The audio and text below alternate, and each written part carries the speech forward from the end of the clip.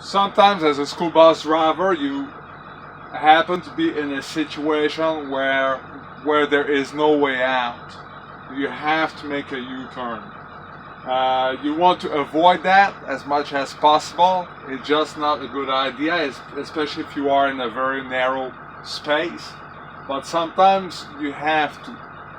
For instance, if this street over here were full of curves and I had made a turn, let's say 700 feet ago, and I come to a spot where there is an 18-wheeler blocking the entire street, the driver is nowhere to be found, well, I have to go somewhere. It's not reasonable to think that I can back up in the curves, go back. So what you do, you have to proceed very slowly. You have to find a place, you try to avoid a spot where there are mailboxes or other obstacles. You try to, choose a spot that is as clear as possible. And what you do, you take your time and you do it safely. So that's what I will do right now. Actually, I have a little bit water over here with this parking lot, so I will take a little bit water.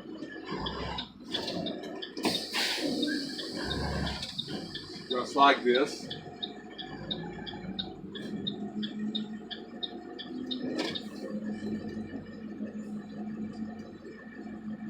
I'll go on the side.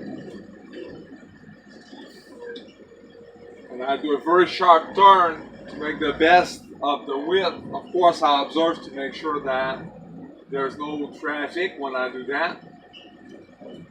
But then I try to take it, make the most of the width that I have at my disposal. Then I back up, just like this. Hard right, then I back up. And if I am in doubt, if I think that there is an obstacle nearby, I already surveyed, I already checked.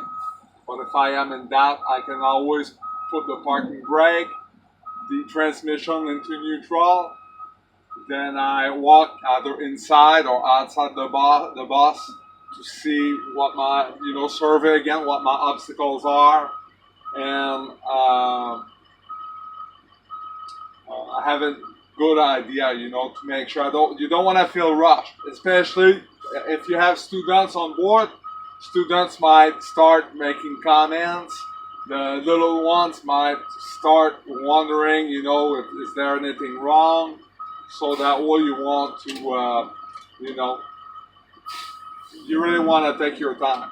But sometimes it might take you a while to do that.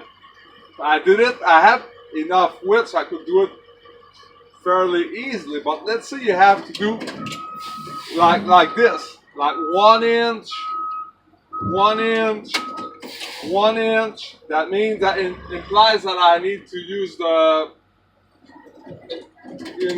my service brake quite a bit, just like this.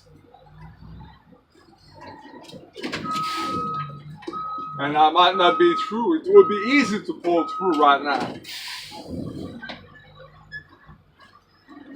But let's say that's not the case. And you need to go, I exaggerate probably when I say 1 inch, but the idea that you have to budge the bus just a little bit because you have no margin, because you don't want to, especially if I'm in a neighborhood also, there might be room, but you don't want to go over that expensive pavement that is in the driveway. You don't want to break it up, and then you have someone who's an unhappy camper. So while I do that, I use the service brake quite a bit.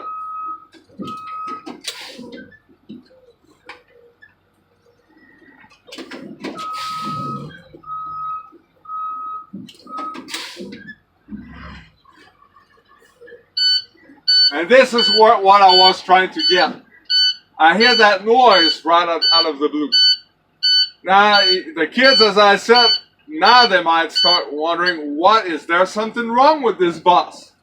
So that noise that we just heard, that is the low air pressure warning signal. And if it goes, if it goes down, let's make it sound a little bit more again. Just like this, as you try to work your way around. Well, it's important not to panic. My advice would be you put the parking brake on, you put the transmission into neutral, you press the accelerator to build your pressure back.